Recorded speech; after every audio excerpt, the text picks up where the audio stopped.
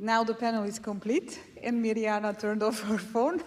So I wish to welcome you to this discussion at the Concordia, Presse Club Concordia on behalf of the ERSTE Foundation.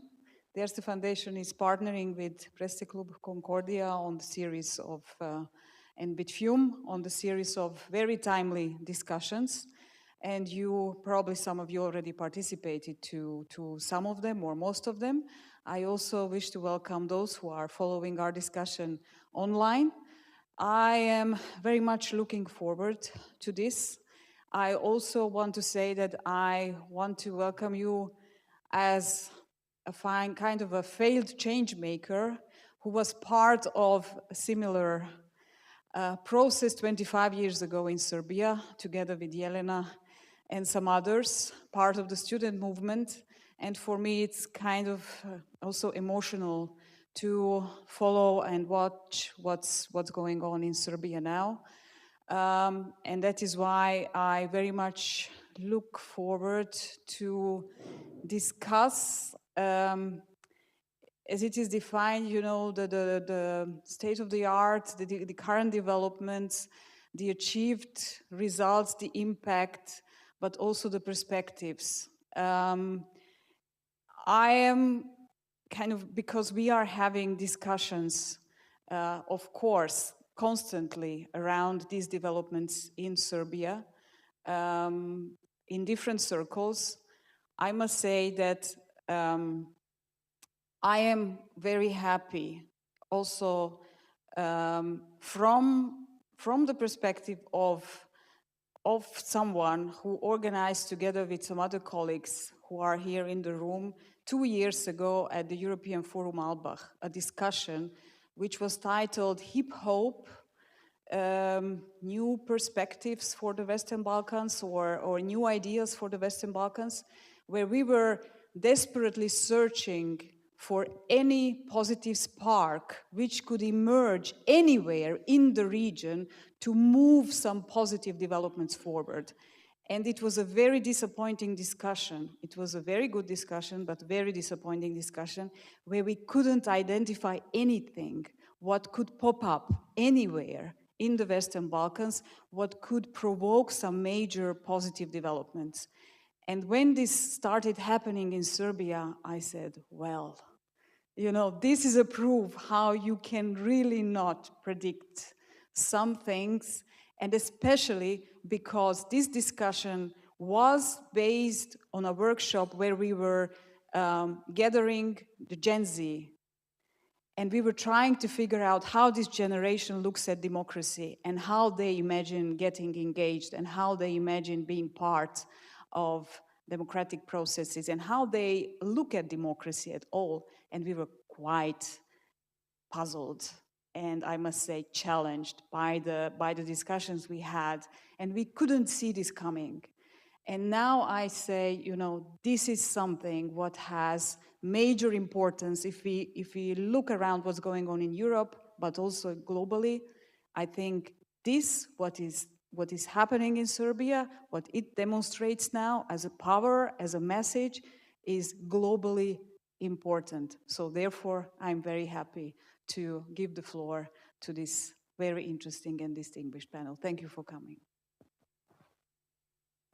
Thank you very much, Hedvig. This was Hedvig Morvai from ERSTE Stiftung. I think you didn't introduce yourself. And good morning to all of you here, and thank you for overcoming the physical challenges of arriving to Presse Club Concordia today.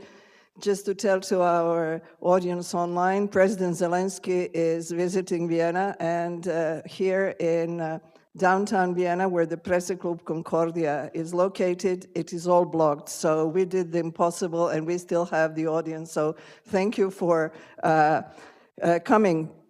My name is Mirjana Tomic. I curate and moderate European context panels and talks focusing on politics and media in Europe. Our events focus on understanding the local context, and speakers always come from the countries we talk about.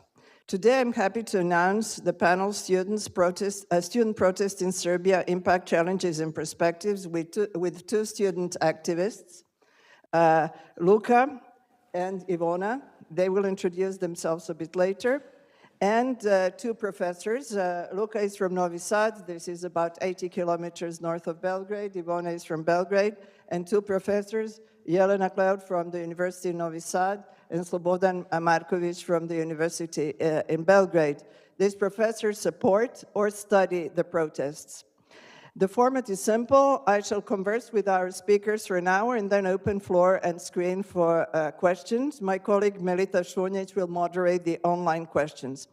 Let me just remind you of a few details about the background and evolution of the protests that emerged in Serbia after a train station canopy collapsed in Novi Sad on 1st November 2024. 14 bystanders were killed at the spot, and 2 persons died of injuries later. Students demanded responsibility and accountability. They further expanded their demands to include respect for the rule of law and proper functioning of public institutions. Currently, they demand new elections. Yesterday, the students published the text in the online medium Radar, stating, without changing a political power, there is no change of the system.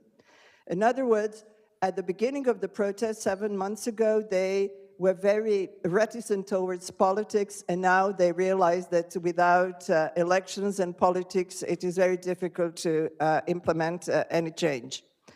Students will propose their own candidates, individuals they trust, but who are not students and have never been involved in politics. Our students will explain that. Serbia's President Aleksandar Vučić offered to talk to students at the beginning of the protest, but they denied the offer. They said they wanted institutions to function. They do not want a system where nobody is accountable.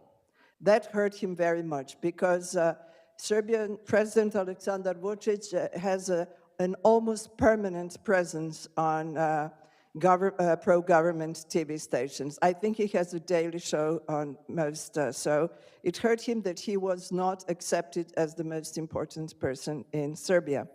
By 2025, student movement was transformed into a student and civic protest. More than 300 towns and cities organized protests that supported students and voiced various forms of dissatisfaction with Serbian authorities. The spread of the movement led to the March rally in Belgrade that gathered around 300,000 persons. Just a few more words. Student protests are non-violent, but they irritate you. They irritate you because they close roads and bridges, and if you don't know, sometimes it's not only university students, it happened to me, it can be high school students, you're on the way to somewhere and they simply close the road for 16 minutes, 1 minute for each victim of this canopy collapse. More than 80 faculties have been blocked for months. No lectures, no exams, only student plenums that decide on new measures. One unique feature of those protests is that students have managed to bridge political, cultural, and ethnic divisions for the first time in decades. They do inspire optimism, a rare, very rare commodity in Serbia and in the Balkans. In absence of free media, they opted for walking across the country and thereby connecting people and spreading their demand for justice and rule of law. They do not identify with political parties. In response to student protests, Serbia President Aleksandar Vučić has organized his own rallies, but they are not as numerous as expected. He has multiplied his already daily TV appearances, where he attacks students as foreign agents and speaks about country's prosperity. Ana Brnabić, the former Prime Minister of Serbia and currently President of the Parliament, called students Nazi hordes.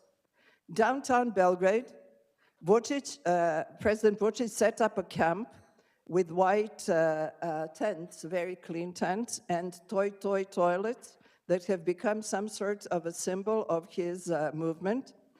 For students who want to study, and the square in front of the parliament has been blocked for weeks with white tents, outdoor toilets, and government supporters of different ages. He claims they are students who want to study, unlike those who don't. The only problem is 2 weeks ago when I was in Belgrade, a lot of these students who want to study have my age. So I'm not really sure at what level they are now studying.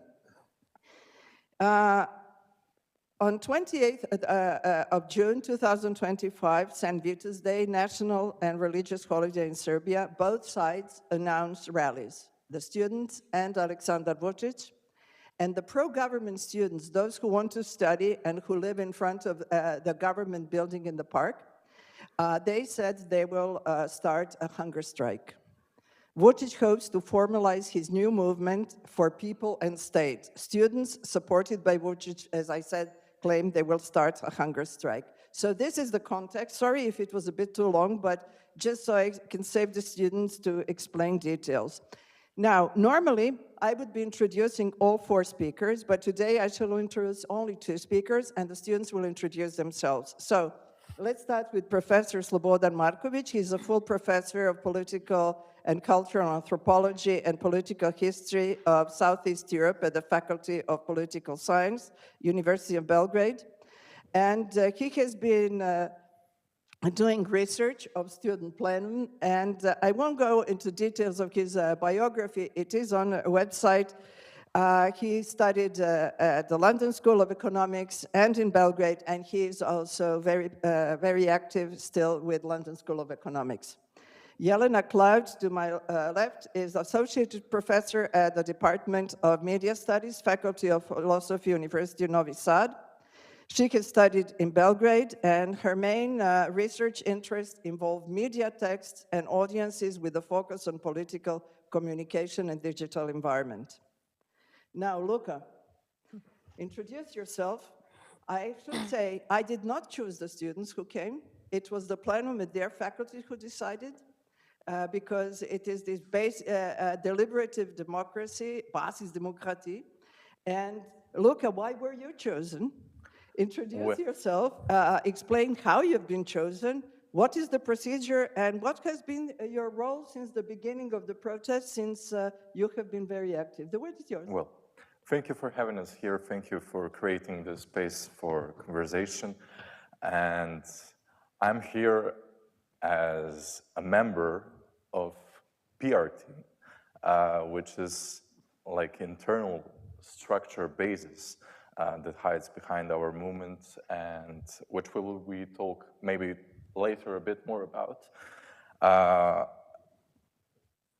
Every faculty has its own organization that is based on the plenary sessions. Plenary sessions are a form of direct democracy where every student has right to show up and vote and make decisions. We then divide ourselves into working groups, and I'm a part of working group for media. That's how I came here. Thank you very much. But can you just say what you study and how old are you? I'm a student of communications and public relations. I'm 20 years old, and I'm currently on my 2nd year of studies. Well, you're not, because the university is blocked. I still am. But tell me, what have you done during all these months? What has been your role? What have been your activities? Well, I'm present in this movement from the early start, from the early beginning. My faculty was one of the first in the country that was blocked. It was blocked on the 2nd of December. And my role has been seen in different ways. But the most of it was throughout PR team, public relations, media relations, and that's how we create our space. We also do have our public spaces where we promote ourselves as social media. We take care of our social media accounts where we speak to our public, to students mostly. The young people use mostly Instagram and that's the main part. Thank you very much. Ivona, how have you been chosen, and how do you explain the fact that this is the first time that students have managed to overcome ethnic differences, generational differences, and to have really a movement in the entire country? It has, and how do you manage that even people of my age smile when seeing student movements? Because I've been to many, many protests, and no one really smiled. Go ahead. First and foremost, thank you everyone for being here, and thank you for inviting us here. I'm Ivona Markovic. I'm a second-year student of journalism and communication at the Faculty of Political Science, University of Belgrade. I'm 20 years old, and my role is also being a member of the PR and media team, which, as Luca said most of it, our goals are to, what we do is media, we talk to journalists, we get our students to give statements and so on, social media, et cetera, et cetera. When it comes to overcoming those differences, generational, religious, ethnical, and so on, I don't think, or actually, I think that that is one of the biggest accomplishments of our protests and everything that we've been doing. I do think that is generally a big problem in society, not just within our country, but even wider. And I think that we owe it to the purity of our intentions. And what are your intentions? Our intentions are to have a better society. And that is, I think, and having experienced it and taking a look at all of my colleagues and everything that we've been doing for the past several months, the rallies that we have, the marches through Serbia, going hundreds of kilometers walking to just get to people, get to places, get to small villages, to see the people of our country and to actually talk to them face to face.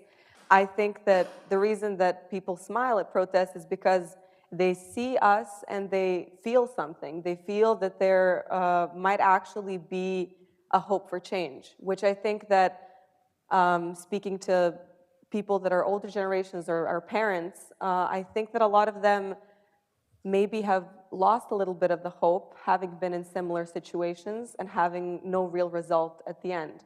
I think that this time, people maybe see the energy and the hopefulness and the maybe even purity and naiveness that we may have, but the positivity really might amount to something actually changing and for us actually accomplishing something.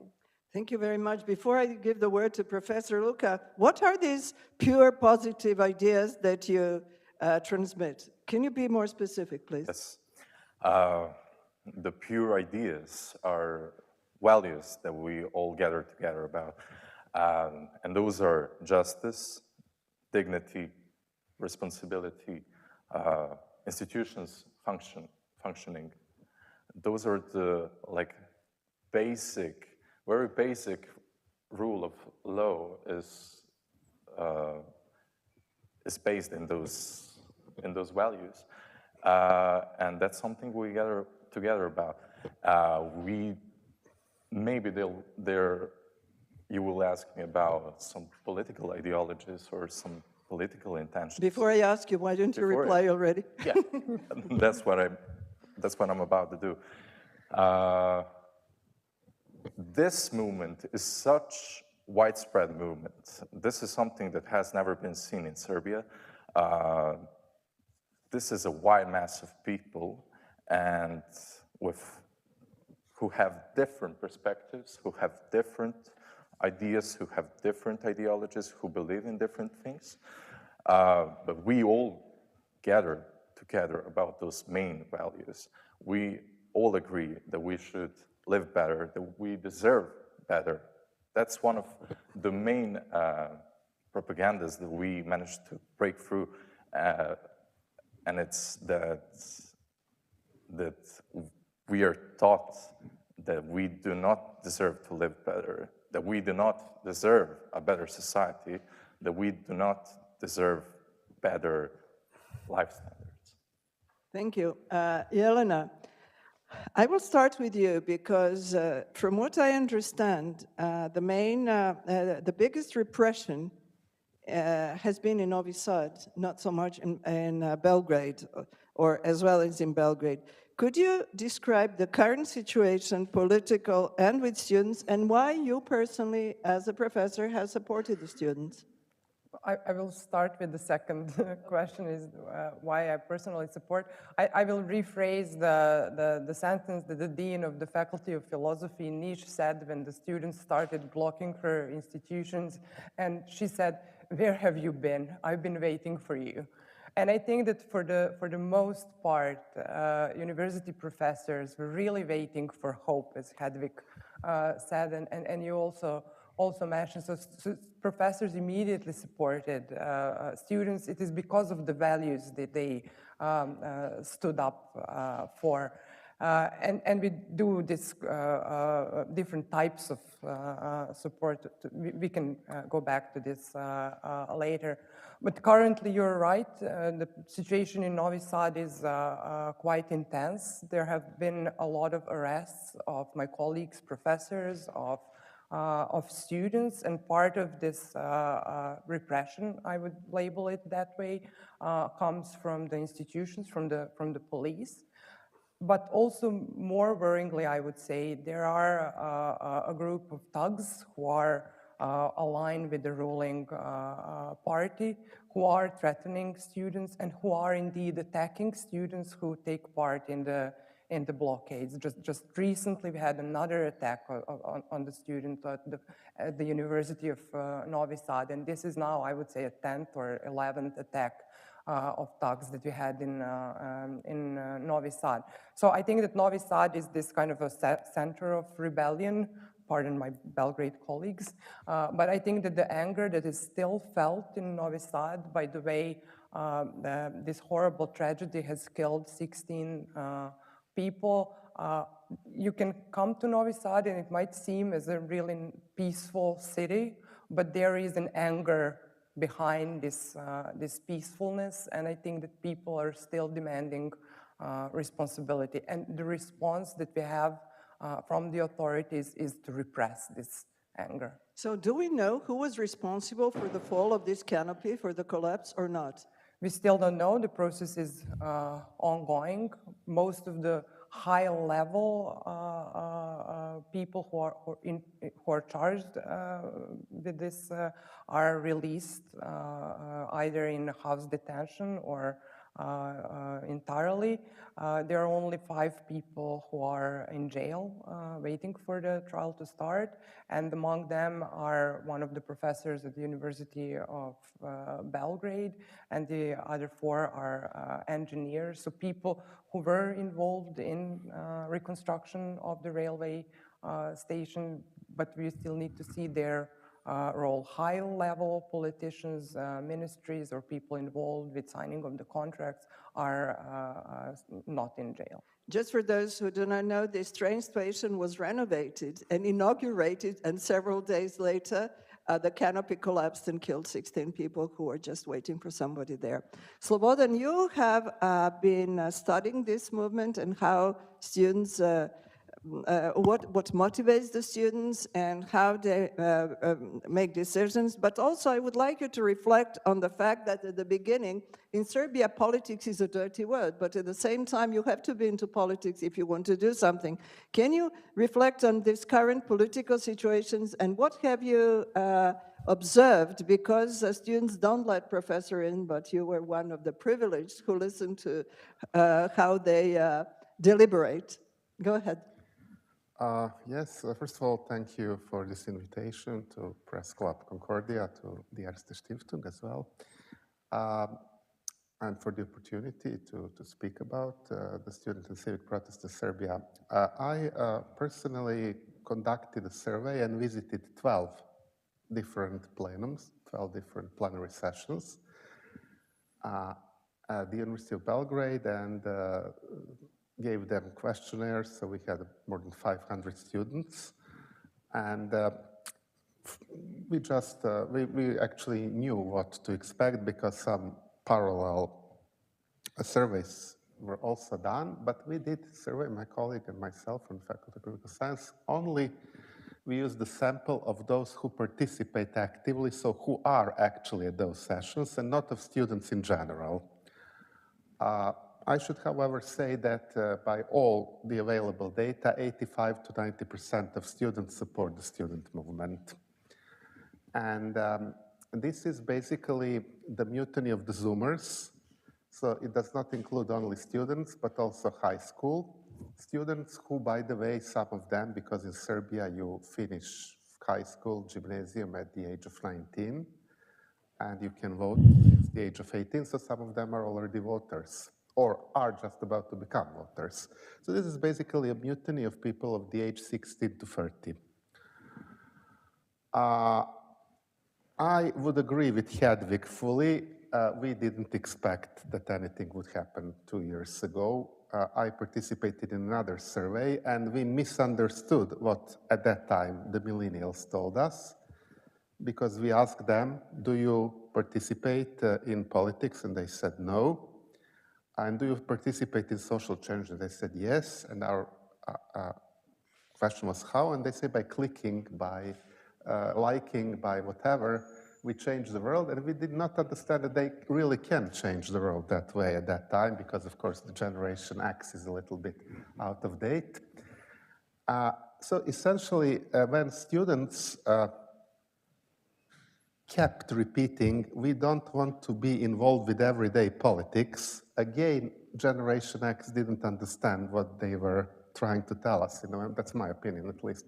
In November, December last year, their message was, yes, politics is dirty because the Serbian regime made the politics dirty. And this means that students who began talking to various stakeholders in Serbia suddenly realized how big divisions are, and suddenly realized that the potential of the civic protest is much bigger than the potential of political protests. And we could see it in the previous 2 years when civic protests were organized in Serbia, and they gathered 3 times more people than normal. Can you just explain what do you think motivates these civic protests, unlike political protests? They want the same things as the students, more or less. They want change, they want the rule of law, and they want accountability of the government, and not only PR of the government, which has traditionally been very good. It's not that good anymore, but until recently it worked, at least for the majority of population. Now, people said, look, we want something more than that. We want really accountable government. And they realized that a lot of things are just a PR product. The most famous is EU integration of Serbia, which is just an EU story of the government, but actually nothing has been done in that sense. And anyway, students realized that Serbia is a very, very divided society, whatever topic you take.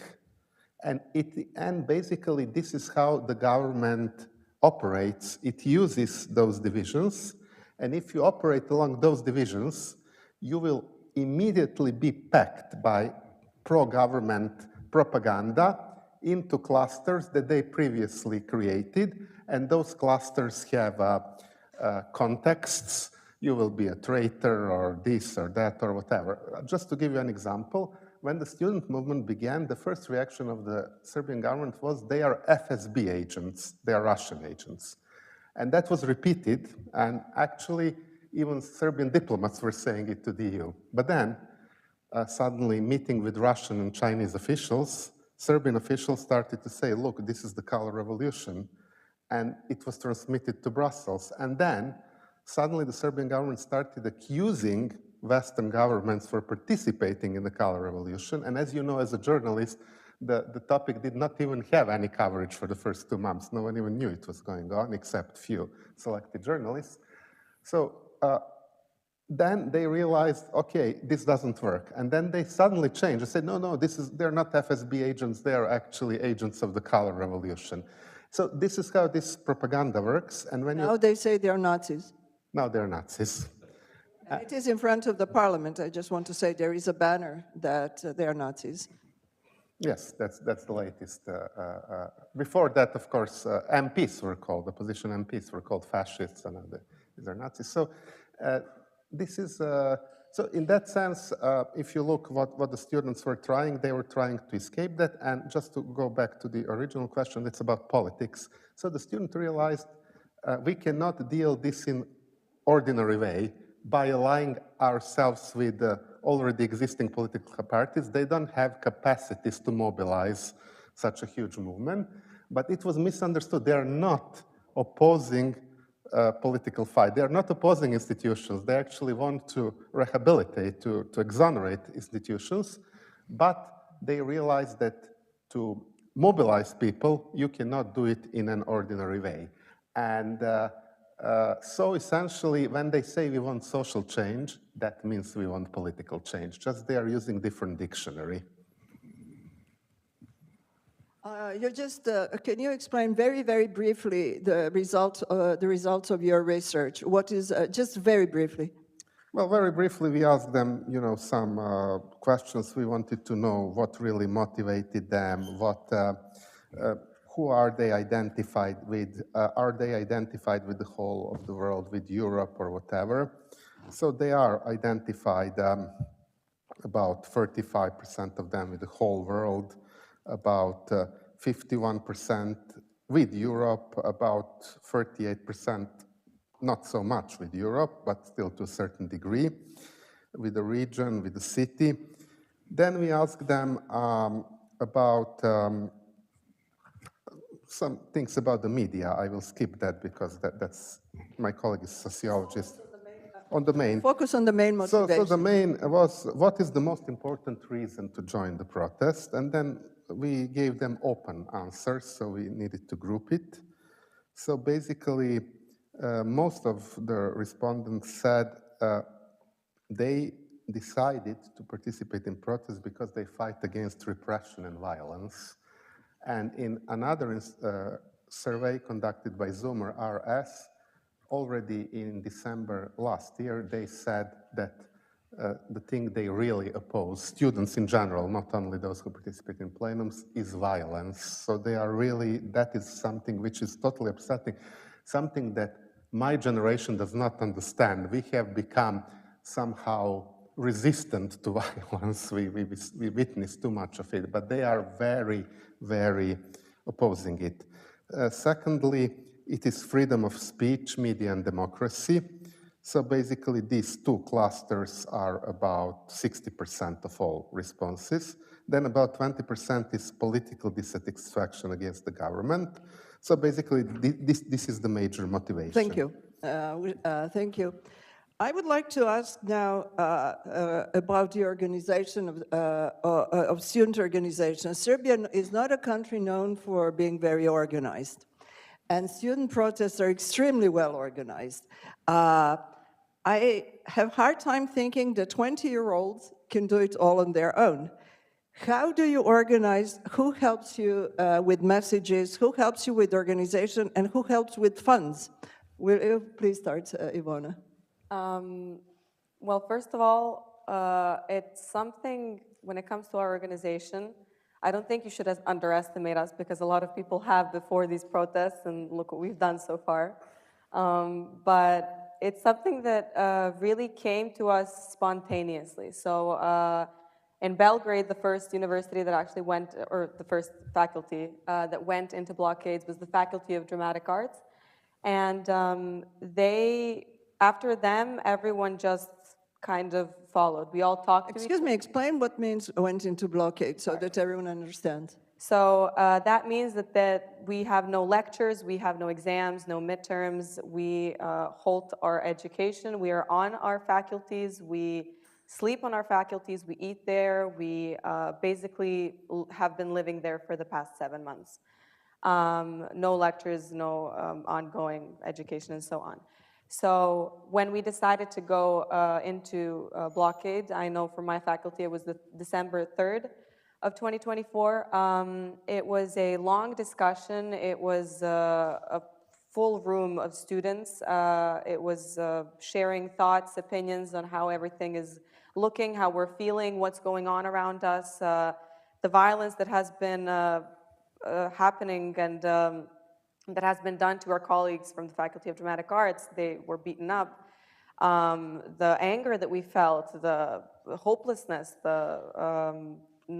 we didn't feel safe at all in our own city. We didn't feel safe that we would go out and something wouldn't fall on our heads or someone wouldn't beat us up and actually be held accountable for it. So through all those discussions, we kind of naturally came to some conclusions. Okay, so first of all, we are going into blockade. So we're going to block our faculty. Okay, we're not going to have lectures. What do we need then? If we're going to block the faculty, we need someone standing at the door. So naturally, we've created this security department, kind of, the working groups. Someone's going to stand at the door and do that. We need to alert the public of what we're doing. They need to know what our intentions are, what we're doing, so that we're not alone in this. So we open up an Instagram or whatever. We need someone to run the social media. Someone does that. You're in the PR and media team. That's the other working group. We need food. We need the citizens who are bringing us food every day so that we have what to eat, pillows to where to sleep, mattresses, and so on. So we need someone for logistics. Someone is there in that working group. So somehow it's something that wasn't necessarily planned. It wasn't strategic. It wasn't something that we kind of looked into the next 2 months and decided that this is what we're going to be doing day to day. It's something that came out of necessity in the moment and that simply made us come to those conclusions and decisions of what we need to do and how to self-organize and also talk to each other, faculties, all of us in communication at all times so that we see and learn from each other and simply help each other make better decisions, do better, and simply navigate this time that we have gotten ourselves into or have gotten into a little bit better using help from all of us around. Thank you, Luca. How do you coordinate between different faculties, between different cities? Who pays for it all? Ivona avoided the question about money.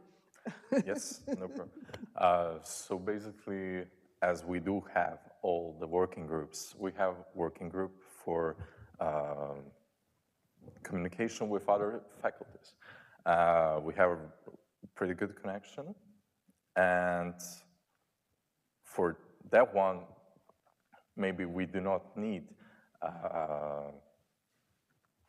For that one, we connect on the online lab. We also have like meetups, or in some cities we gather together. You asked me about how are we financed. We are financed by the donations of the citizens who are willing to help us in this fight for justice. They are doing it with their free will, and they tend to help us. That's the one thing. And what I wanted to say about why is this protest so different than the others, and it's a feeling that you feel involved.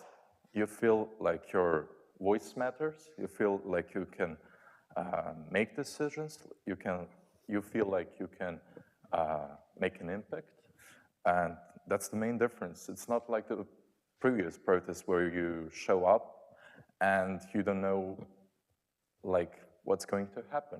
Where's the structure? Where's the structure? And then all of a sudden you hear, oh, now we are going home. And tomorrow there will be probably nothing. So this structure is something that makes us really strong. May I ask you, how do you coordinate the next steps? What are, now you're demanding, I mean, not you personally, students demand elections. Also, yesterday, as I quoted, there was this article that appeared in Radar. It says, students in blockade. So it means all students that this was signed by all students, not only of a particular faculty. How do you coordinate? It's a lot of people, and a lot of opinions, and not everyone has the same opinion. How do you coordinate it? So basically, we have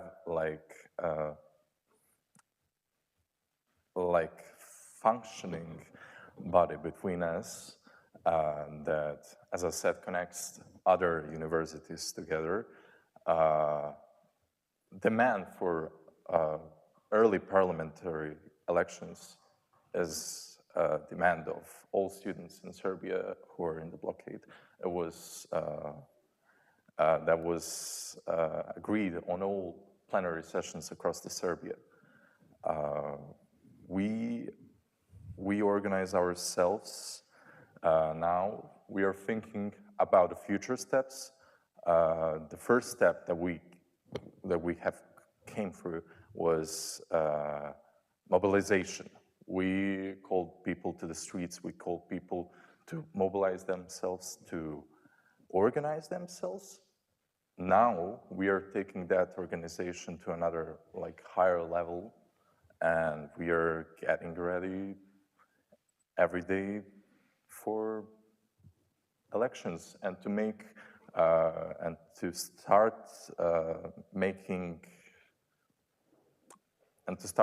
making government give us that parliamentary elections.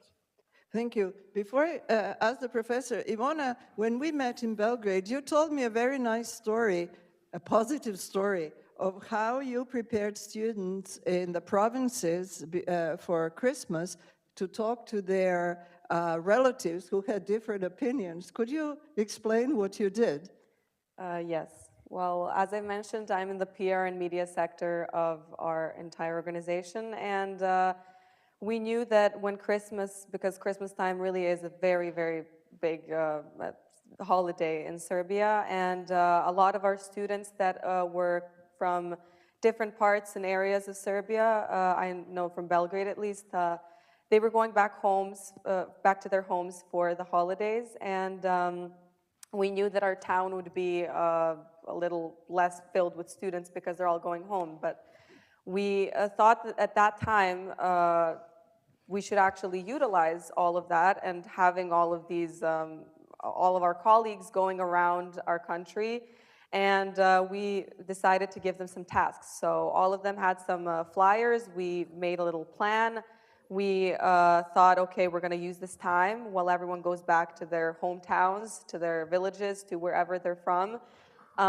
They can talk to their grandparents who, you know, may not be for what we're doing, but speak to them, listen to them, explain to them what we're doing. And if each and every one of them did that, you know, it would be very impactful still, because one student tells their grandma about what we're doing, she thinks to herself, oh, maybe this is actually something that I should get on board with. And then she might tell her neighbor, and then the neighbor might tell a woman working at the salon or whatever. And that is somehow our idea of how to get to those people who can't see us on television because the media is completely blocked and we can't use it. You're using the word blocked again. Media is pro-government, and there are a couple of so-called independent media. They're not really independent. They're anti-government. And you cannot see. You have to have particular providers to be able to see them. Otherwise, you cannot even see them online. Go ahead. There's no unbiased media either way, so there was no way for the people around our country to see us in that light. They may not have social media, so they may not even have seen us then. So this was a way for us to get to them and get them to see us and what we're doing and get on board with everything that's going on. And I have to say that that might even be one of my most proud moments of everything that we did, because it was, we were very united. Everyone was going back home with a certain task. They wanted to raise awareness of what we're doing and share it with people around our country. And after that, after those holidays, it really did become this very big thing. People started self-organizing. They heard us. They heard their our students that were going around to their hometowns and their messages, and they decided to do something by themselves. They started doing protests and organizing marches and rallies by themselves around Serbia in so many places, and it all simply got onto this whole other level. So Thank you. very proud of that. Luca, can you tell me how you're choosing the candidates for the coming elections? Exactly. What do they have to stand for? How do you choose them? Yes. So we have like very basic and fundamental criterions, and it's of course that they haven't been charged in prison for over 1 year. They are not a member of political party that is currently ruling the country. They're not functioner of some opposition party, and they're citizen of Serbia. That's some basic. And a few weeks ago, we as students in blockade have made our like small announcement of our program public. In that we say that the first and the most important thing is the fulfillment of student demands. On the second place, we have... Student demands, repeat them, please. Student demands are publication of all documentation about reconstruction of the railway station in Novi Sad, criminal procedure of all people that are responsible for fall of the canopy on the Novi Sad railway station, criminal procedure of all people that have been reported to attack the students across the Serbia, and we want 20% higher educational fund. Increase 20%, Increase in 20%. For education. For higher education. Oh, you mean for university education? Yes. Thank you. Jelena, I understand that Serbian president has started revenge against professors. Yes. Could you please tell us what does the revenge consist of? Well, the revenge is financial pressure on the university teachers and administrative pressures at the faculties and universities. So currently we are receiving 12% of our regular salary. And this is really bringing a lot of our colleagues to the verge of existence, people who have kids, who have loans. For how long have you been receiving this 12%? For 7 months or less? This is the second month that we are receiving 12%. only 12%. In the previous 2 months before that, we also received reduced salary. It was a decision made by changing through a completely unlawful process, changing the regulation that stipulates the amount of teaching and scientific hours. So it switched from 2020, so our teaching and science research hours were split in half. So the regulation is changed, so we now teach 35 hours a week, and we have only 5 hours for research. And since we are not teaching because the students are blocking the faculties, hence the reduced salary. And to add that the faculties are also under huge financial pressure because the government is not covering what we call material expenses, so the bills for electricity, heating, and so on. And they are threatening through kind of a process through which the faculty deans are responsible to bring students back to the classroom, and the final consequence of this inspection would be to start the process of electing new deans at each and every university. So we are in the 7th day of protests of university teachers and associates. So our colleagues in Belgrade, with the help of colleagues from Niš, Novi Sad, Kragujevac, and Novi Pazar, are currently in the 7th day of blocking the crossroads in front of the government.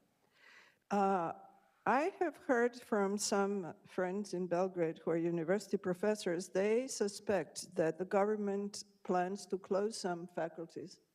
Yes, It will just eliminate them. Yes, indeed. I think that even prior to the tragedy in Novi Sad, the government decided to introduce a new regulation that would allow foreign universities to start working in the country without any accreditation. So that's part of the problem, without any accreditation. So I think that the regime has realized that the universities are the centers of critical thought and opposition to the regime, and that this kind of downplaying the role of universities was long in the making, even before the protest. And now we are suspecting that the new working group that was luckily abandoned recently was planning to restructure the higher education system in a way that might lead to privatization of some higher education institutions that are public, or having the special status granted to just some. So there are grave concerns about the future of higher education currently. Thank you. I understand, Slobodan, your faculty might disappear. Well, first of all, that is Faculty of Political Science. Regarding the faculties, there is a huge transfer of ideas between Hungary and Serbia, and Prime Minister of Hungary, Mr. Viktor Orban, and President of Serbia are the best friends, and they meet regularly. So as you know, in Hungary, faculties have already been privatized with the exception of ELTE, which is the Budapest University. We are in a strange situation that, for instance, our universities can still participate in EU projects and Hungarian cannot, because they don't have autonomy anymore, except ELTE and one more. So we expected that something like that could happen also in Serbia. The problem is that in ex-Yugoslavia, there is no tradition of anything like that, as you know, and even Slovenia, which is the most developed, has a state system of education. So I don't think that would be very popular, not even among particularly not among the electorate of the ruling party. But recently we heard that the government was contemplating not only to privatize, or basically it can also suspend theoretically faculties, because the government is the founder of those faculties, but also to privatize secondary schools and all the theaters except two. That was the suggestion of one MP of the ruling party. So basically, what the government is doing, they are every single day involved in PR campaigns, and you never can distinguish what is a PR campaign and what is really happening.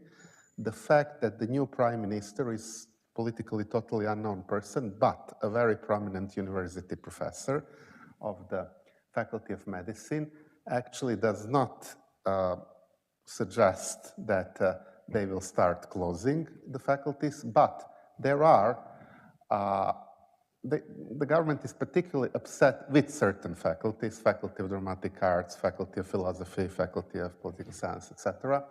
So we don't know what could happen. One of the things that the government was doing, just to explain, we have autonomy of the university, which still works.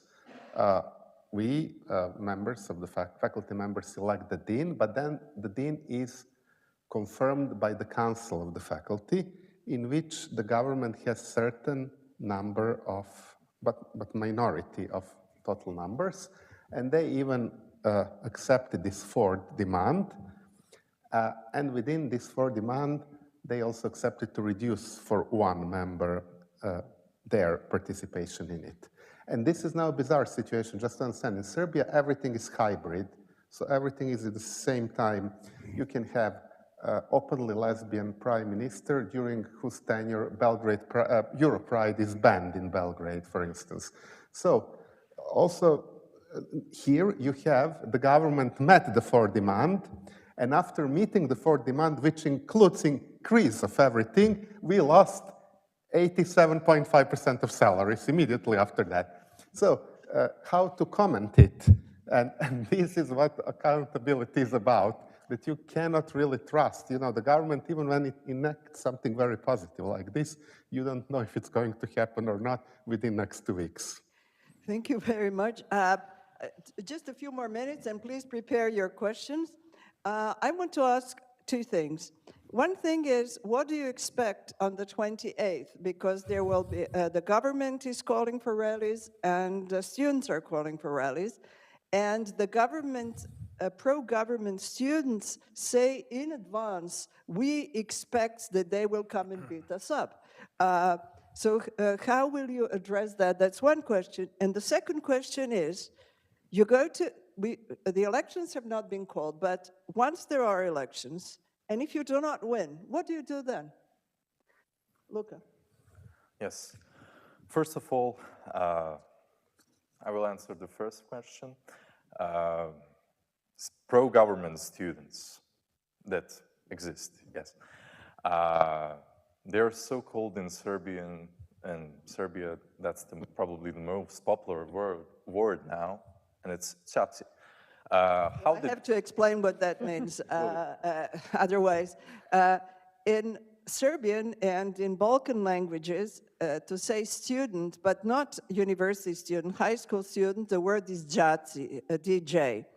But then those who supported the government wrote somewhere Chaci, which they used a different letter, which meant they made a grammar mistake and an orthographic mistake when they showed how much they want to study. So this orthographic mistake that changed the one letter is actually how it even became a word in Wikipedia that the whole movement, they call them Chaci. So, I mean, you really have to speak the language to understand this Chaci. Go ahead.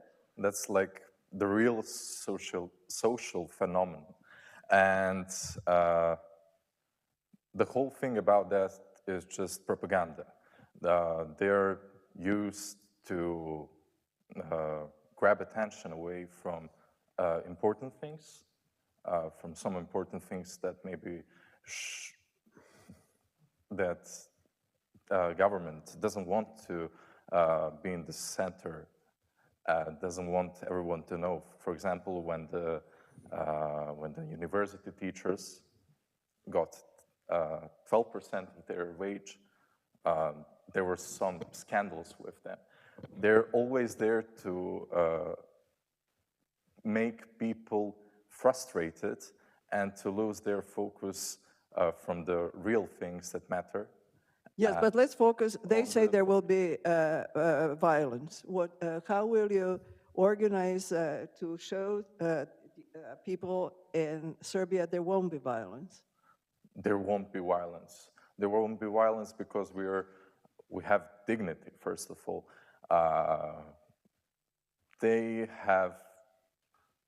We are not interested in them. We are interested in our country. We are interested to make our country a better place. But you have to reach them. They are also voters. Yes, they're voters. Voters. Are we speaking of pro-government students or pro-government voters? Okay, for pro-government voters, we are open to talk, but the pro-government students are just the heads of the party, parts of the party, and they have one role, which I've mentioned earlier. I hope that they will not be in the focus of next few weeks, and that there will be no violence. Students do not agree with violence on the streets.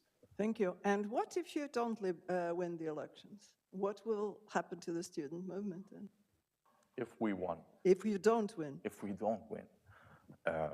If we don't win the elections, then we will see. Then we will see. We are ready on everything. We will be prepared. We are already preparing. And we are starting to give courses to the students so they can be so they can control the electoral process, and we are getting ready for campaign. Who is giving those courses? Students that have previous experience in the electoral process, or maybe some professors, maybe some other people that are willing to help. Thank you. What do you think will happen if student candidates don't win the elections? How do you keep this energy? Is the energy still there? Yes, the energy is there. I think we will win, first of all. Or actually the student lists. We are not on the list, but the people that we candidate. I think we will win if it comes to elections, hopefully soon. But the other question, the energy, is simply put elsewhere right now. We are thinking of our next steps. We're organizing internally. Up until a couple months ago, we were walking around our entire country and beyond our country, cycling, walking, and so on. So now we're taking a little break when it comes to physical activity, but we're using our mental capacities now to figure out some great steps for the future and for the elections and for the entire process and all of that. It is a big workload, so we have to, study for it and see what are the obligations and all the things that we need done. So that is currently where the energy is, and also the protest on the 28th of June. And my last question before I open, you have journalists in the audience here, online and offline. What message are you giving them? What do you want them to know? You were also not you personally cycling to Strasbourg, running to Brussels. What is exactly the message you want to transmit? What do you want Austrian and Spanish journalists here, we have from different countries, what do you want them to know about your movement? That we are the one that finally want to make our country functional and nice place to live, nice place to cooperate with, and that we are here. We are ready to make something great of our country and our lives. Thank you. I open the questions. Antonio, go ahead and introduce yourself, please. Hello, my name is Antonio Sanchez with FL Spanish News Agency. I have a first question for Professor Markovic.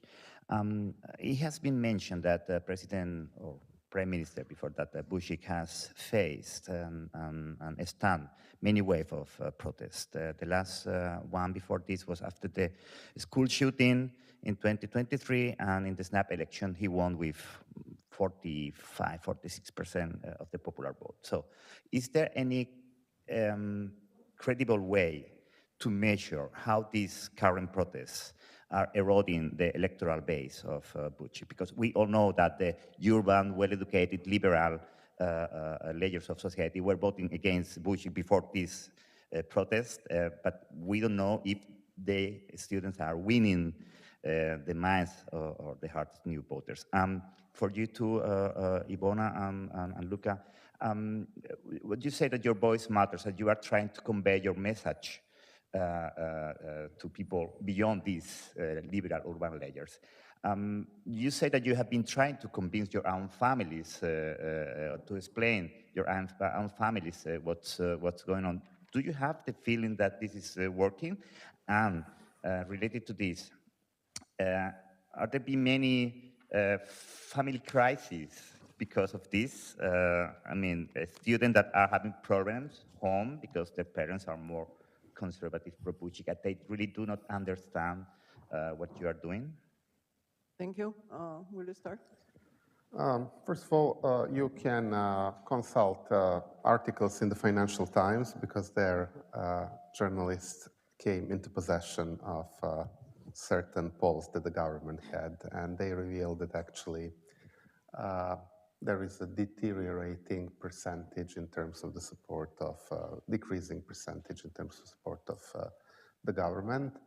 The very fact that the president doesn't want to call snap elections because he's in love with snap elections. And we call them ordinary extraordinary elections. It's a new institutions, ordinary extraordinary elections, but he doesn't want to call them. The second thing is that last Sunday you had elections into municipalities, and basically they were a test. And very importantly, the government used all possible, everything, the ruling party, better to say, used everything that it had available, like promising new roads, new this, new that. You can do it in Serbia quite normally. And essentially, in one place, they won with 0 point something difference. And in another place, they won with maybe 10% difference. But having in mind that those two municipalities have less than 1% of total electorate, and that 100% of state resources were used, so that in one of them, the ruling coalition won with 0.1% difference and another with 10, it means they are in total chaos. You can imagine what would be results in Belgrade, Novi Sad, Niš, Kragujevac. They would really lose very convincingly. Everything suggests that. The ruling coalition would lose if elections were held tomorrow. And of course, the situation is not the same in every part of Serbia, but in the past, when you had those isolated cases of elections in one municipality, in some of them there was plebiscitary support because the government was able to consider 80% or something. It's very, very far from that. And also the governing coalition is losing its coalition partners, basically destroyed all of its coalition partners. It somehow suffocated them. So basically it's only the ruling party, while in the past it was really the ruling coalition. And there is a real problem with some of the coalition members because of the character of the student movement, because a part of the ruling coalition is, for instance, a party from Sandžak. But when you have students from Belgrade hugging with students from Novi Pazar, organizing iftar for them. Sandžak is a Muslim part of Serbia. Combined, but with slight Muslim majority. And so students in Niš organized iftar. No one ever did it. So students from Novi Pazar said, for the first time, we feel like being citizens of Serbia because no one ever treated us like that. Now it's a problem for the coalition partner of the ruling coalition to explain to their electorate, look, there are students who treat us like we are full members, while the ruling coalition only treats us as business partners. We don't want only to be business partners. We also want to be full-fledged citizens of Serbia with all the rights and everything. So simply the governing coalition has a problem. It's basically only the ruling party now. And there is this process of delegitimization, and I think that the pressure is even higher outside now of Belgrade than in Belgrade itself. And another thing which we didn't mention is that throughout the country something new erupted in addition to plenums. These are zbors. Zbor means gathering. And surprisingly enough, we have a very liberal law on local government, which was never implemented, but is active, effective, and it allows citizens to organize those gatherings, and those gatherings are just direct form of democracy, and they can officially appeal to municipalities, say we want this or that. Municipality is not obliged to accept it, but the law stipulates that citizens themselves can meet and can bring in public gathering decision, and local municipality must decide about that decision. It can be negative or positive, must decide. So now, those gatherings are used all around Serbia, and there is sub-municipal level, for which, in many cases, elections were not even held. So places are empty. So there is also pressure to organize elections on that level of organization. Local self-government. And another thing is, out of 150 municipalities, something like more than 150 municipalities, only one in Serbia is ruled by the opposition. One, it's not even municipality, it's sub-municipality, niche, not full-fledged municipality. So essentially everything is controlled by the ruling coalition. And just to compare it with the situation when Milosevic was in power, during the last 4 years of Milosevic, he didn't have power in Belgrade, Novi Sad, Niš, not in any big city, because he lost all those cities in '96. It was a situation like now in Turkey. So this is a very strange situation for Serbia. We never had a situation like this, that one party has power on the level of Serbia, on the level of Vojvodina, in all the cities and all the municipalities. This is totally strange. So the second question was for two of you. Will you start? Sure. I think that our voice does matter and that it is important to be heard, not just because I think it's important for people to know what's going on in Serbia and why it's so impactful, but because I think that others can maybe take it for example in terms of our generation and us speaking up for the first time about things that we are unhappy with and things that we would change. With doing that, we were most of the times, or actually tried to be silenced. We repressed, our voices, and freedom of speech basically became a luxury in Serbia. And to speak freely, state your mind without actually having some consequences, if it's not something that is a wider opinion, something that is that people have accepted or that is in favor to the regime. So I think it's important to support the values that we actually stand behind and the things that we're trying to change for the better, and also having freedom of speech is one of the most important postulates of that. Thank you. And I would, yeah. wait for the microphone. If you have the feeling that this message is reaching to the people you want to send it, or is somehow frustrating that you know who support you before and now, but if you are winning, new people, because otherwise, if you take that 46% of the popular vote went to Vučić party last time, so do you have the feeling you are convincing people, you are winning or gaining new supporters? Thank you. Will you try? Yes. We are winning because we changed the way we talk about things.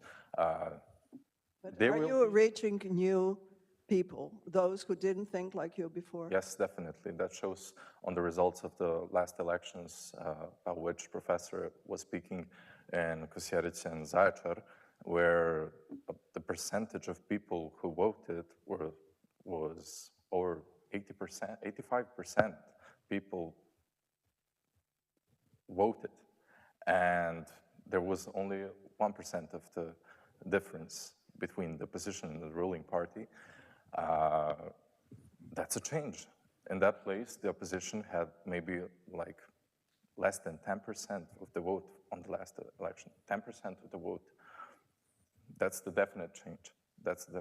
And you asked about family members. Yes, I have like one pretty interesting situation where one of my family members is a hard ruling party voter, but we managed to agree on one thing about the current situation, and it's that we need elections. Why do we need elections? Because even the people who support the ruling parties see that they don't have the control over the situation anymore. They don't have the control over the situation. That peace and stability that their rule was based on doesn't exist really anymore. Thank you. Questions? Wieland? First Wieland and then you in the back. Hello, Wieland Schneider of Die Presse. Just a follow-up. Are there already any kind of opinion polls where you can see how strong the student movement would be in elections. Okay, there are for Novi Sad only, but I'm really not sure anymore because, you know, I get those, some things are privately given to me, so I don't know what I can quote and what I cannot quote. But you can take as an indicator the number of people who gathered in various protests. So the biggest protest in Serbia ever was held on October the 5th, 2000 previously. That is the day when the electoral victory of the opposition was defended. And we actually were using various figures, but now that because we have pictures from 2000 and now we can use computer-based calculations. So we now know that we were wrong and that there were not more than 175,000 people, because you will, if you read any history of the protest, you will read 500,000 or whatever. So using the same models, it was 300,000 on March the 1st in Belgrade, March the 15th in Belgrade this year, almost double than on October the 5th, which is considered the biggest rally ever. Secondly, the rally in Novi Sad was amazing. It was 1st of February, really amazing. I personally was there. So all these things are unprecedented. Before that, you had, at the end of the previous year, everything started with that. There was this meeting at Slavia Square in Belgrade, 102,000 people, without any preparations. So this is all really unprecedented in recent history, but March the 15th is unprecedented generally in total parliamentary history of Serbia since 1881, when the parliamentary history began. So basically, this is a very wide movement, and the problem is that you cannot calculate opinion poll before students come out with their list. Only then you can do it. So now, in some opinion polls, they said, what if student list? But you know, when you put those questions, what if? Then you have to do one research with student list, one without, one with this, one with that. We don't know how many opposition parties will compete, even if student list goes, if they will all have solidarity with the student list or will go individually. So basically, if you, as a pollster, do not know what questions to ask, you cannot have polls. So these are, but what I am suggesting is that we have relevant indicators even without that. Thank you. In the back, and then okay, we have you first, then we shall have online, and then we'll go. There is enough time. Yeah, I can see. Please introduce yourself. Yeah. My name is Andreas Grassl, World Politics Daily. I run my own channels on social media. I have been looking at your protests quite, let's say, systematically, and whenever I get asked, I compare it to the Arab Spring, and that was not so maybe successful looking back. And whenever I have maybe one point of criticism, and maybe the students would like to answer that or tackle that, and maybe you see it quite the same as me. Whenever it takes maybe a little bit too long to form a political movement out of a protest movement, you run the danger that basically you're getting swallowed by the system or someone else takes over. And I was interested in, why are you not more collaborative with existing political opposition? Because they have, let's say, institutional power that you don't hold. And oftentimes you're running out of steam, someone else takes over, and at the end you're not successful. Do you see this as a danger? Do you think there is more room for collaboration with the existing political opposition? And yeah, basically, how do you think you can win elections? That's my question. Thank you very much. We'll take one more question, please. Remember. Yes, of course. Question, because it fits very well. Go ahead. So this question fits very well with the previous one. It's from Tim Judah, The Economist. will you form a political party? The aims you set out are quite modest, so you will have other policies on other things to deal with, like pensions or foreign policy. You will be fighting not just the ruling party, but also the existing opposition party. How will you deal with that? It sounds like a recipe for divide and rule for the ruling party. Thank you. Who will start? Okay, let me start. You can start. I'll come back to you. Okay. The last elections that were held 2 weeks ago,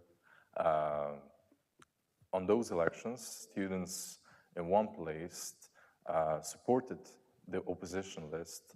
That opposition list was formed with no political party's signatures. It was like we all stand together for this small place. And maybe a model like that is applicable to the smaller places where there are not that many big political differences between people, where everyone maybe knows each other or are close. That model was shown as pretty effective. The reason why we do not cooperate with opposition parties is because in the last few years, people have lost their trust in those parties. And I think that it's reasonable when you look across the years of the protests that were not significantly well. And How about the second question? the second question? You will have to deal with very concrete things like sanctions, foreign policy. Yeah, that's the reason why we are forming our list of professionals. There will be people that are maybe new to that direct world politically, but we are pretty aware that we will have a big responsibility when it comes to leading the whole society. We will soon, I suppose, if elections were to be held soon, we will come publicly with our whole program, which is now being described, and we will have a decent plan for that. Thank you, Ivona. So you have exactly planned all these areas that Tim mentioned? No. We're talking about the second question, right? Yes.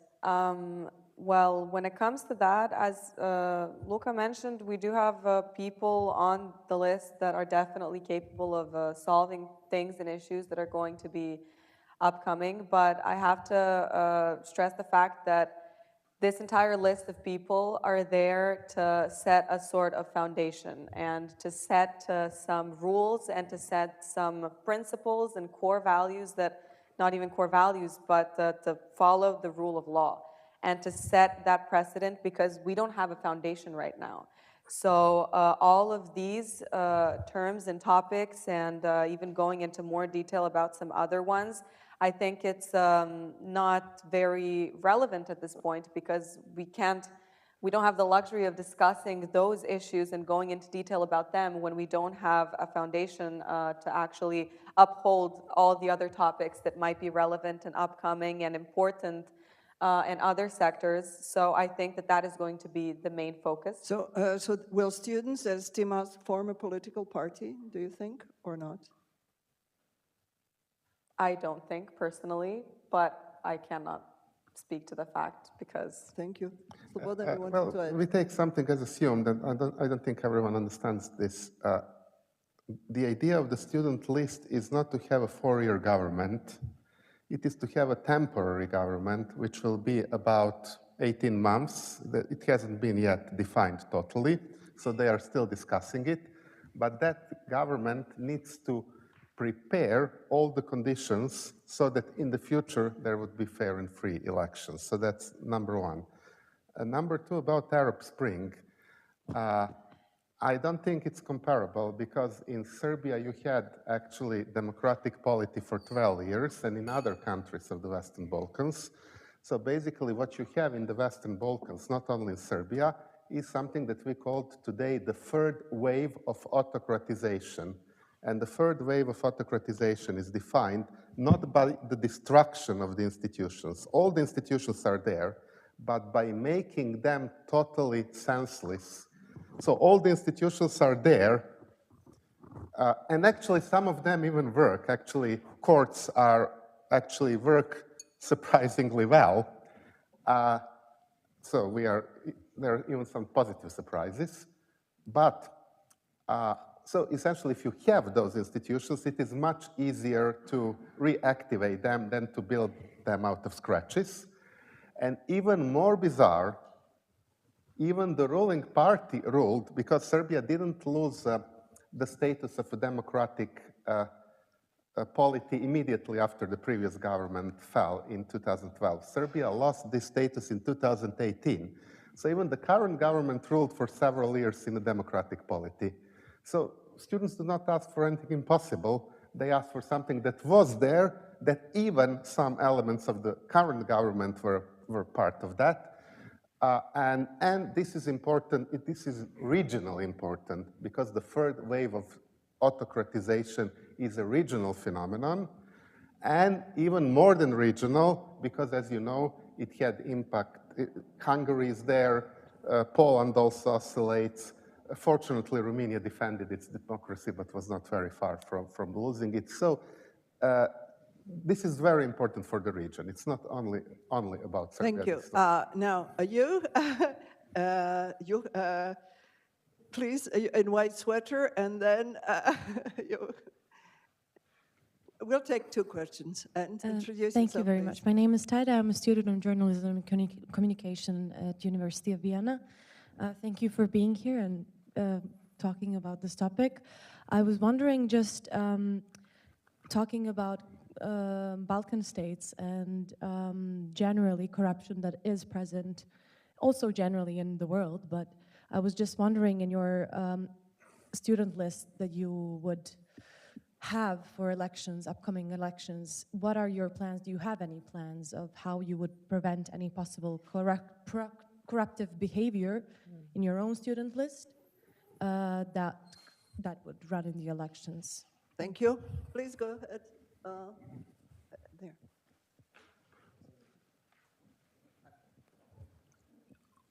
Hello, Marta Georgiev, Austrian Broadcasting Company. There was this alleged sound weapon use at one of the protests in Belgrade. Is there anything new there? Are there investigations going on? Do you maybe know someone who experienced it, and will you change tactics at the protests because of that? Thank you. And the third question, Melita. Now I'll come to you, please. Another question regarding your political plans.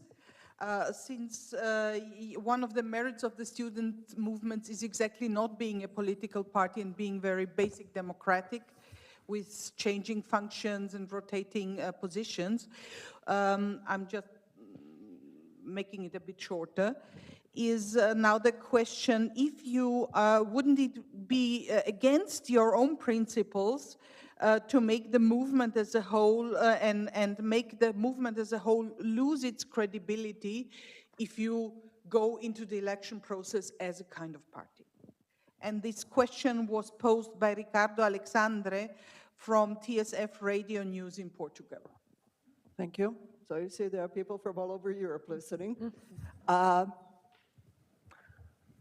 Okay, let's answer the first question.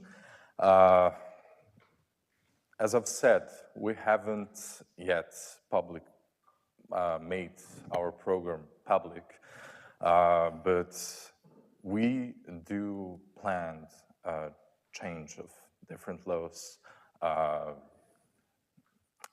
We do attempt to form special police that will that will answer only to the prosecution. Prosecution, I'm sorry. And the special form of the prison was set to be formed for the political functionaries that have been accused of corruption. Those are some of the details that we can talk about that are yet public, but most of those aren't yet public, and we cannot. Would you like to answer the second question? Sure.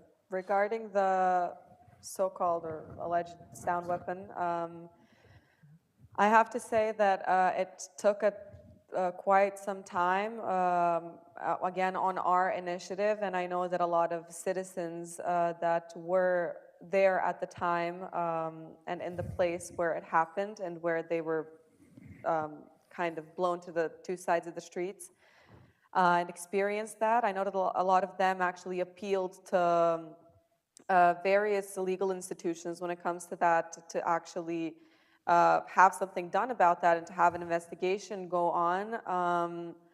I'm sure, I know that many of them have been going on. I know personally people who have experienced it and who have been there, and it was, the detail and explanation of what it looked like truly was horrifying, something unexplainable, and something that they've never felt before and seen. So it was a very kind of very scary, the entire experience of that, and the days following that, and hearing stories of people, what they have been going through and what actually happened to them, people in the going to get their checkups, going to see what was going on. Everyone was simply very confused by the happenings. When it comes to the investigation, I do believe that they were ongoing. I would bet that the professor may have more information when it comes to that in more detail. So, well, there are two things about that. First of all, there are two cases going on. It is about the alleged use of sound weapon during the March the 15th rally in Belgrade, and you can see in various YouTube videos, people dividing like in Moses' story, you know, in Red Sea, suddenly. And now why? Of course, the government first denied that it had sound weapons. Then sound weapon was shown by journalists. Then they acknowledged they had one. Then they acknowledged they had 9. But they still claim they didn't use a single one. However, the investigation is not going on in Serbia, really. It's going on before the United Nations and the European Court of Human Rights. The European Court of Human Rights recently issued interim decision which bans to the Serbian government to use any weapons of that kind in the future, because it's, by the way, banned by the Serbian laws as well, because in some countries it's allowed, but in Serbia it's banned. And secondly, the UN representative said last week, it's not enough that the government claims that it didn't use the weapon. The government must explain what happened and who used, if that was not the government, etc. So basically, the government is under pressure both from Strasbourg and from New York, and we will see what's going to happen. But there were Russian investigators who said that it wasn't used. Well, actually, okay, well, actually, Mr. Vučić read report of FSB. FSB never confirmed it was their report. And moreover, since at least in Vienna many people speak Russian, you would very easily just go to the report, which is on the website, and you will notice, for instance, Serbian letter L which exists only in Serbian and Macedonian Cyrillic, no other Cyrillic. It doesn't exist in Russian. It's in Russian document. So that suggests that something is wrong about that. But, and actually even someone who only attended A level of Russian would notice that it was wrong. So it's so poorly done. There are many questions. Yes, I just would like you, Jelena, to answer the question from the calling for Portugal. The third one about the Yes. students. Well, I think that students are playing it wisely because they understand that they entered the political arena, especially more so with calling for snap elections and forming their own list. But at the same time, they are keeping the politics at arm's length, so they are not the ones who are on the list. Those will be, as I understand, the people who earn the trust from the students.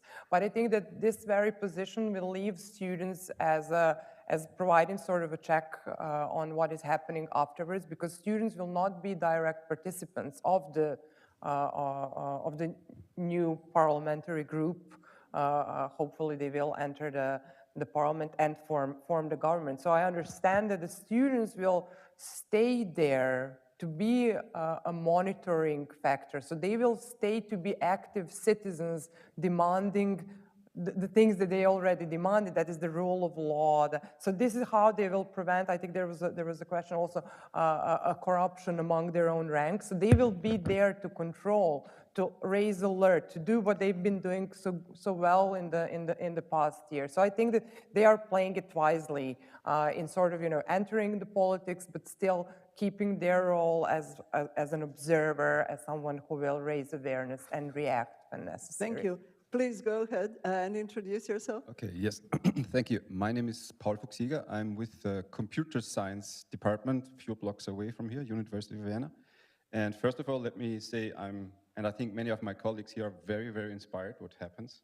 And I think this is internationally, for academia, a very, very inspiring thing to watch. And I would like to suggest that you study the history of the sunflower movement, if you haven't done already, because in 2014 in Taiwan, a very significant development that is in some ways similar to that took place. And there's an important historical lesson, I think, to learn from this. And then I have the question, which is in the context of corporate social media platforms and the geopolitical relevance of them. So what would happen if, let's say, next week, Instagram develops a certain negative bias towards your movement? Do you have backup?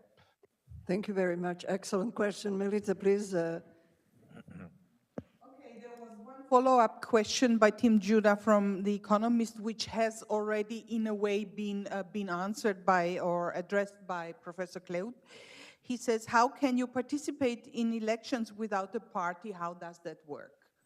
So that seems to be intriguing everyone. And then we have another question by Andreas Sugar, International Media Support. Can you say a bit about the media coverage in Serbia of the protests and the students' movements? Do you feel there's enough independent or at least non-government controlled media to cover your protests? I think this had also been already addressed in the beginning. But thank you. Probably Jelena should answer that question shortly, and then we briefly go to the other one. You can media coverage. Yes. Well, I will first respond to the one about how can you run without a political party. This is something that the electoral system allows you to do, to take part in the election as a citizen list.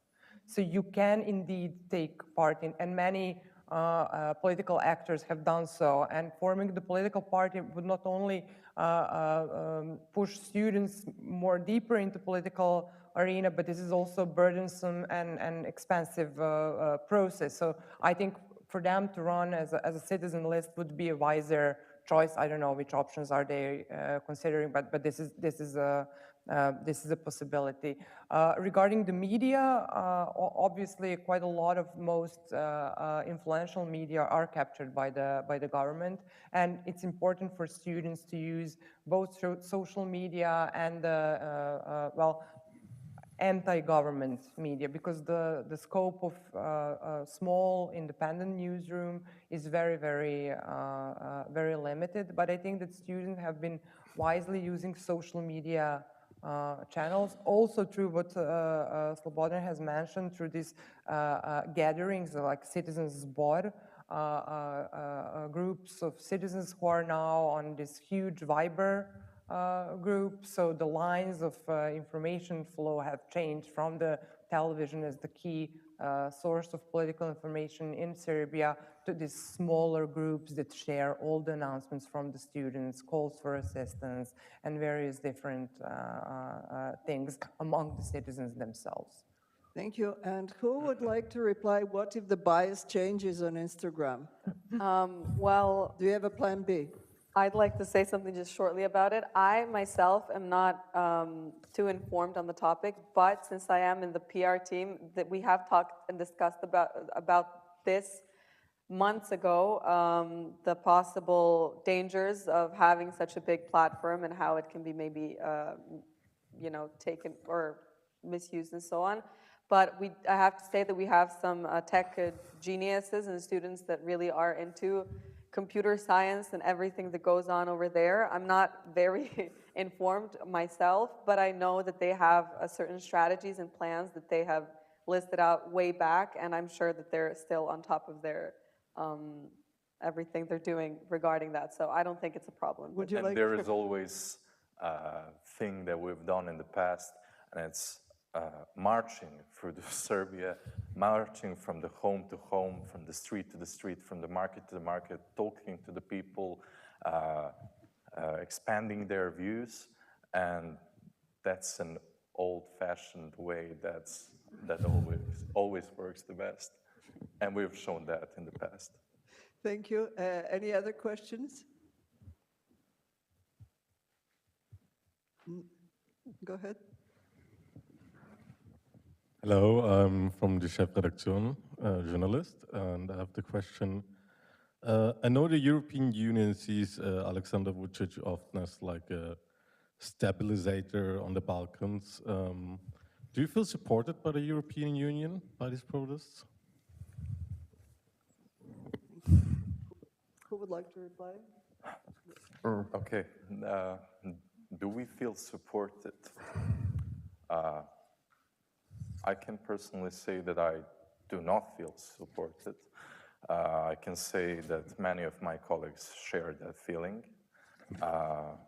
We miss the concrete support. We can sense that stable narrative that has probably to do with some economic stuff. For instance, especially in Serbia, the other project. That is a lithium. That is a lithium project, yeah. And it has been declared strategic for the European Union, a strategic project, and there have been huge protests against mining lithium. Yeah, and that's one of the main things that people nowadays associate with the EU, and that's that lithium project which will destroy our land that is untouched, basically. That's like that's the wild part of the I would say, I personally don't feel the support, and we are, a few weeks ago actually, the EU put that Jadar project and list of the strategic projects for European Union, which means that it's obvious that their interest is bigger in that than it's in the democratic values in Serbia. That's my opinion. But yesterday, the European Commissioner for Expansion. Enlargement. I'm sorry. for enlargement said that that decision can be withdrawn for a night, by night. And I don't feel like that's a responsible politic message to the Serbian people. Thank you. What would you say? And please, Slobodan, what would you say? There are no, many people, many observers outside of Serbia have compared the movement in Serbia to Georgia. We shall not talk about Georgia, but in Georgia they carry European flags. In Serbia there are no European flags. How do you explain that? Well, I have to say that certain European standards and some principles are definitely something that we agree with, obviously, and we've seen that throughout, you know, the cycling to Strasbourg and so on, and things that we simply declare as our values and things that we want implemented in our country as well. However, when it comes to the feeling of do we feel supported, I have to agree with Luka and say no, even though we go around and maybe talk about our situation, and I'm very happy to be here and share this with you all today. I fear that something actually being done about it and someone actually taking an interest in us and what we have to say and putting it above certain own interests, I don't think that would happen. And I do think that we are kind of, you know, we don't expect, it would be nice of someone to actually, or the EU to feel supported by the EU, but at the moment we don't, and we feel as though we're alone in this, and that we, as we've started this battle and fight for justice, that we're simply navigating the best we know without expecting anyone to help us and trying to do the best we can. And if we get help along the way, then great. Thank you. Slobodan? Well, I think actually that the EU reacted surprisingly positively, contrary to what students think. They didn't react unanimously, but in very early stages of the movement, 3 of the 4 ruling coalitions in the European Parliament, it means the Greens, the Liberals, and the Social Democrats, openly endorsed the student movement. The Enlargement Commissioner Marta Kos actually at least 5 times repeated that what the EU stands for in Serbia is the same what students stand for. And most surprisingly, because you should know that the ruling party in Serbia is associate member of the European People's Party group. And during the tenure of Angela Merkel, it was considered as a reliable partner. It's not considered anymore because recently the EU Parliament adopted a resolution on Serbia, drafted by Tonina Picula. And if you look how many MEPs voted for, you will see that these 3 groups do not have 400 and something MEPs. Actually, they got support from EPP as well. So that is changing very dramatically. Actually, Tonina Picula called the regime in Serbia autocratic regime. And what we have currently, we have a surprising situation. Also, media wrote very much, surprising, not maybe enough as students would expect, but much more than at any previous occasion. It is also very important to answer the question why students do not wave EU flags. And in this survey we did, we discovered something very surprising. Unlike the Generation X, so our generation from 2000, which was unanimously for the EU, but was not really for European values. It's simply the EU looked as an economic dream, prosperity, and things like that. This generation, they stand for European values, but are not too much impressed by EU institutions, which I think is generally the problem within the EU itself. So it's not really, simply the Zoomers share that. And, but along their way to Strasbourg, I think students who participated in those two marches, one in one walk and one cycling tour. They were surprised by how many mayors greeted them, especially in Austria. Austria was, I think, the most. In Austria, it was the minister as well. The minister in the second, yes, and also mayors and deputy mayors. And they were really, really fascinated by it. So I think it changed a little bit. And also in Strasbourg and elsewhere. In Croatia, in Budapest as well. It's the opposition mayor, of course. So that changed a little bit the whole situation. And finally, about lithium, something that needs to be clarified. Serbia demanded, official Serbia, the government demanded, not the EU. The Serbian government sent demand to the EU to enlist this project there. And of course, a strategic project. A strategic project. And of course, Rio Tinto demanded it. So they campaigned for it.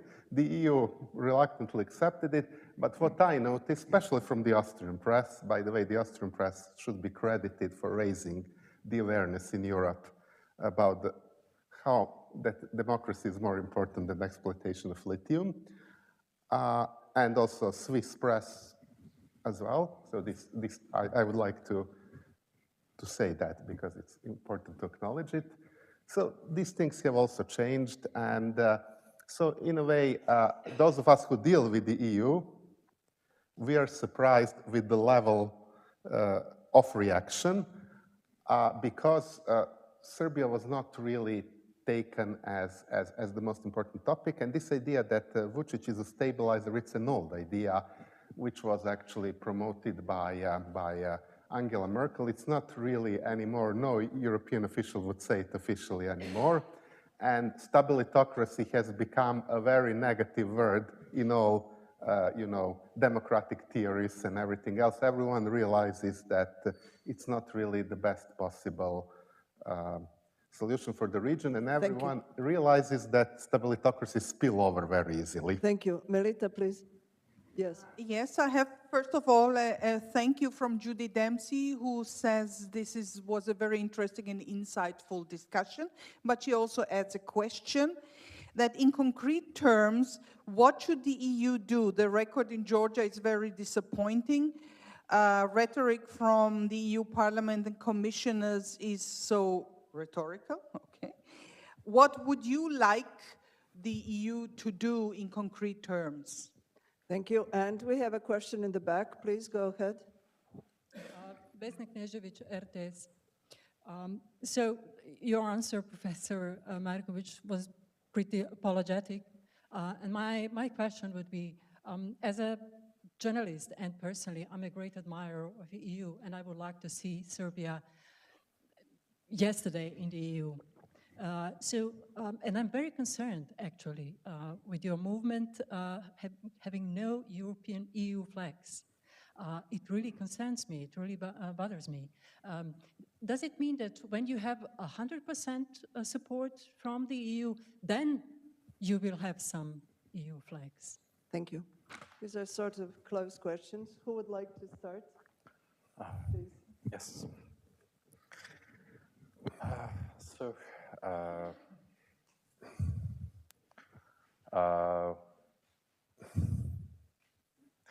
Can we repeat the first question? To repeat the first question, what is the concrete support you would want from the... Yes, the concrete support.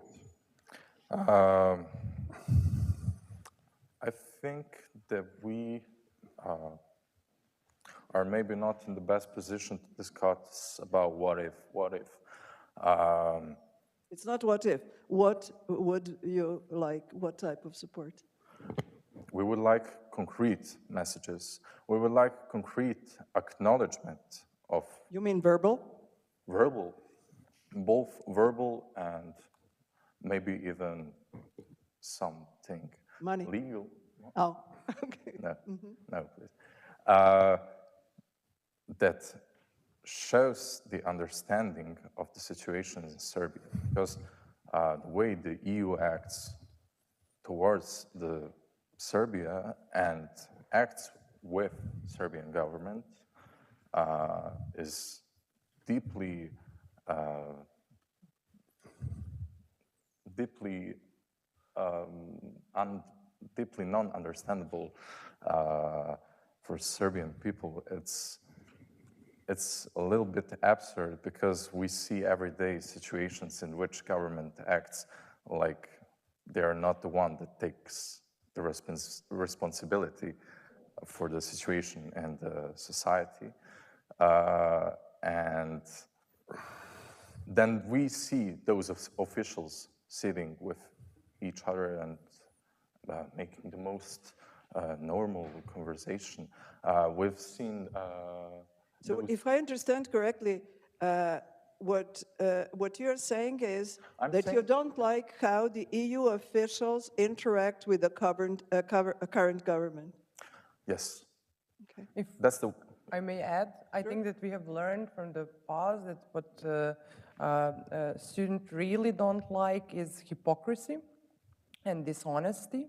So I think that their key messaging regarding the EU is, for one, this is our battle for our country and we can do it alone. But if you want to say something, then be consistent with it. So I think that's the key message coming from as I see it interacting with them. Would you like to add, Ivona? I think that the professor put it nicely, but I would agree that we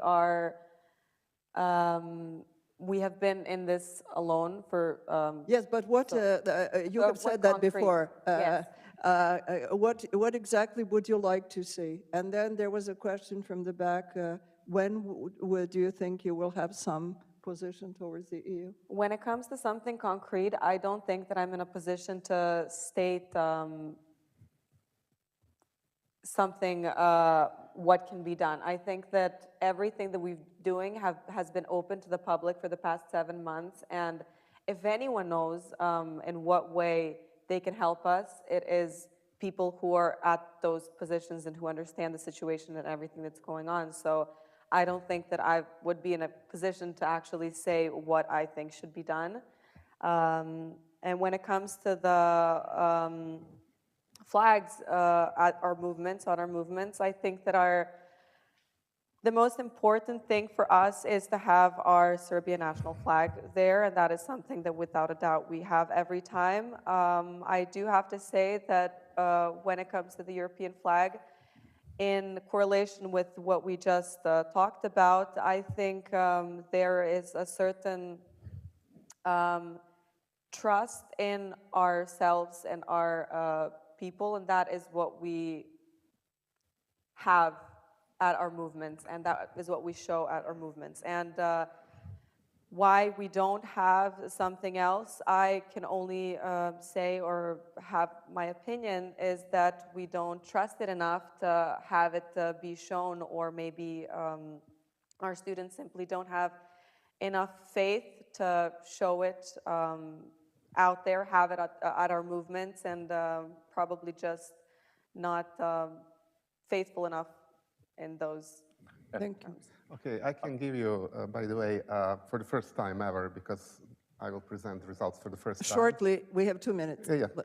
59% of people who are in the plenary session, those who replied, we asked them, how would you vote in EU referendum? So, of course, some said they would not vote at all or do not know, but out of those who know, 59% would vote for EU membership. This is totally consistent with general population, so there is no difference. That is first point. And the second point, I will only quote a colleague from the University of Zurich, Philin Bicard, lecturer of Russian literature, who, by the way, analyzing the whole movement, she summarized it in one sentence. And she said, this is not a revolution of long hairs and joints, but of order, moderation, and perseverance. And that is what it is about. And one of the reasons why, by the way, students also wave very much Serbian flags is also that they were attacked by the government with the usual label that they were traitors. Thank you. You wanted to add? I wanted to add just that we want clear communications because our intentions are clear. You were speaking about about Serbian flag. Serbian flag, that was like kind of mission of bringing it back to its own people, because it was mostly used in some far right or nationalist. Yeah, but in some like very kitsch manners, and nowadays that flag is waving on every protest everywhere, and it's been brought back to its people. And I don't think that that the flag is more important than the values. Thank you very much. The last question in the back. We are out here. Yeah. Yes. Oh, okay. So go ahead. Regarding lithium, why not challenge the European Union, demanding cooperation on sustainability examinations, for example? It will be a question for supply chain laws as well. Well, I think they have replied that that is what will be done in the Not future. just say it doesn't make any sense, but really challenge them. I didn't really hear the question, so. Why don't we challenge them? Challenge the EU, not only wait for them to do something. Why don't you challenge the EU? Okay. We'll think about it.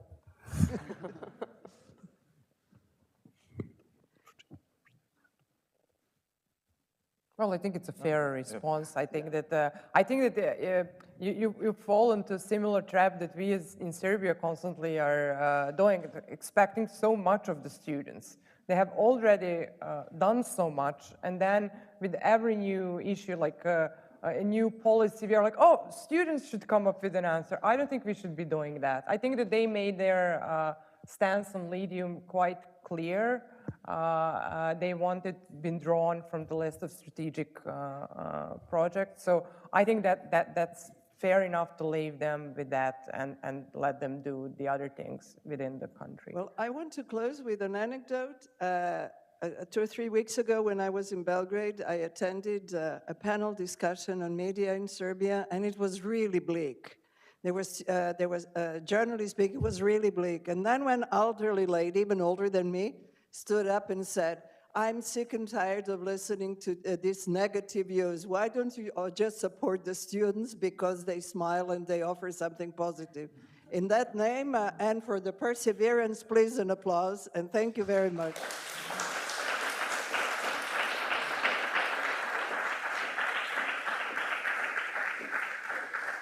Well, we gave you the opportunity to talk to Europe, and now you can have a coffee and the sandwiches and continue a little bit. Food helps. Thank you. Thank you.